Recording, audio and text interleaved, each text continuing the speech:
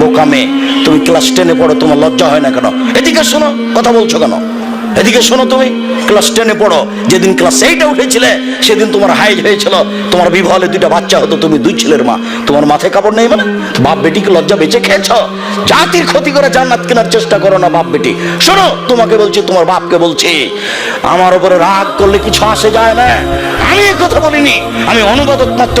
মুহাম্মদ সাল্লাল্লাহু আলাইহি সাল্লাম আজ থেকে 1450 বছর পূর্বে তোমার বাপের কথা বলে গেছে। আমার বলার কি আছে এখানে? আমার রাগ করার কি আছে তোমার উপরে?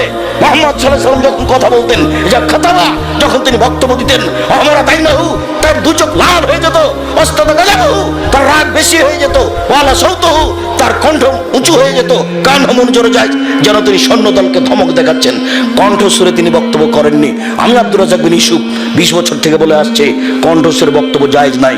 কোন মায়ের বেটা একটু বলে না কেন যে চলবে? এই বোকা মেয়ে, তোমাকে বলছি, তোমাকে অপমান করতে আসিনি আমি, তোমার বাপকে আমি অপমান করতে আসিনি, তোমার জাতিকে আমি অপমান করতে আসিনি। আমি তোমাকে মূল্যায়ন করি। তুমি বলো এটা কোন আদর্শ? তোমার মাথায় কাপড় নেই কেন? কাপুরুষের মেয়ে তুমি। তোমার বাপ বিবাহ করে ভুল করেছে, তোমার বাপকে রাসূল সাল্লাল্লাহু আলাইহি ওয়াসাল্লাম বিবাহ করতে নাকচ করেছে। রাসূল সাল্লাল্লাহু আলাইহি ওয়াসাল্লাম বলেছেন কন্ট্রোল ক্ষমতা না থাকলে বিবাহ করতে হবে না।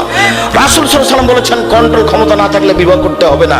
তিনি বলছেন, ইয়া মাশারা শাবাব, হে যুবকদল, মান ইসতাতা মিনকুম বাত ফালিয়াতাজাওয়াজ, যাদের কন্ট্রোল ক্ষমতা আছে, যাদের মোহর ক্ষমতা আছে, যাদের বাড়ি তৈরি করার ক্ষমতা আছে, যাদের মেহমানের বসার জায়গার ক্ষমতা আছে, যারা পুরুষত্ব রাখে, চোখ যেভাবে ঘুরে বউ সেভাবে চলে, চোখ যেভাবে ঘুরে বউ সেভাবে চলে, এরকম পুরুষত্বের যার ক্ষমতা আছে, কন্ট্রোল ক্ষমতা আছে, সেজন্য বিবাহ করে। ও যদি না পারে ফালে বিশ্রাম, তাকে রোজা রাখতে হবে। ফেন হলো বেজা, রোজাই হচ্ছে তার যৌবনকে দমন করার মাধ্যম। ও বিবাহ